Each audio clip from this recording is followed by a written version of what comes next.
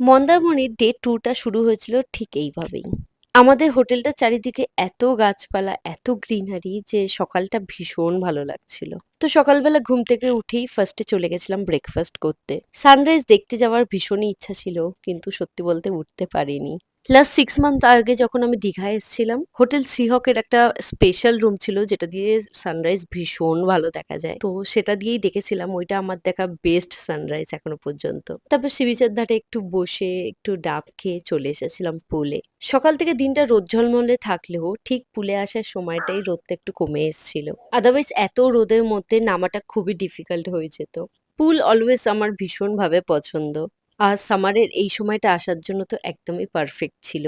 কিন্তু যাওয়ার ২-৩ দিন আগে থেকেই না কাহনে খুবই ঠান্ডা লেগেছিল। তাই না চাইতেও পুলে জাস্ট আমরা ১৫ থেকে ২০ মিনিট ছিলাম কাহনকে নিয়ে। সকালে যেহেতু খুব হেভি ব্রেকফাস্ট করেছিলাম, তাই লাঞ্চে একদমই simple chilli chicken and mixed fried rice ছিল। তো প্ল্যান ছিল দুপুরে একটু রেস্ট নিয়ে একদম দুপুর বের হব, যাতে সানসেটের সময় সি বিচে থাকতে পারি। গোল্ডেন আওয়ার্সে তো ভীষণ ভালো ফটো পিকচার্স আসে, কিন্তু দুপুরের পর থেকে শুরু হলো সেই ঝড় আর বৃষ্টি। তো তার মাঝে ভাবলাম একটা ছোট্ট করে রুম ট্যুর দিয়ে দেওয়া যাক। রুমটা ছিল একদম অ্যাস্থেটিক টাইপে।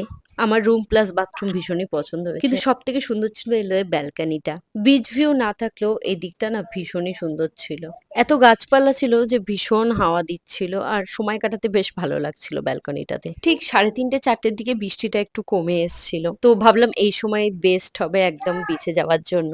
আর বৃষ্টির পর না ওয়েদারটা ভীষণই ভালো ছিল, ভীষণ হাওয়া হচ্ছিল। সকাল থেকে যে গরম ভাবটা ছিল সেটা একদম বৃষ্টির পর পুরোই কমে গেছে। আর আজকাল না কলকাতাতেও সেম হচ্ছে, সারাদিন ভীষণ গরম থাকছে আর দুপুরবেলার পর ঝড় বৃষ্টি হয়ে বিকেলবেলা থেকে একদমই ঠান্ডা করে দিচ্ছে ওয়েদারটা। তো বিচে যাওয়ার পর ফার্স্টেই দেখছি এরকম বাইকগুলো চড়ছিল, তো কাহন খুব বায়না করছিল এগুলো চড়ার জন্য। আর যেটার জন্য এতক্ষণ ধরে অপেক্ষা করা, সানসেটের সময় এই রকম ভিউটা ভাবছিলাম বৃষ্টির জন্য পাবো না, যেহেতু বৃষ্টিটা তাড়াতাড়ি থেমে গেছিল তাই লাকিলি পেয়ে গেছিলাম। তারপরে সন্ধ্যেটা প্রায় বসে সি বিচেই কাটিয়েছি অনেক রাত পর্যন্ত। প্রথমে ওখানে টুকটাক স্ন্যাক্স নিয়েছিলাম, দেন নিয়েছিলাম মাসালা ক্র্যাব। আর আমার না পার্সোনালি ক্র্যাব প্রন ভীষণ পছন্দের। প্রায় রাত 10টা পর্যন্ত আমরা ওখানেই ছিলাম সবাই মিলে।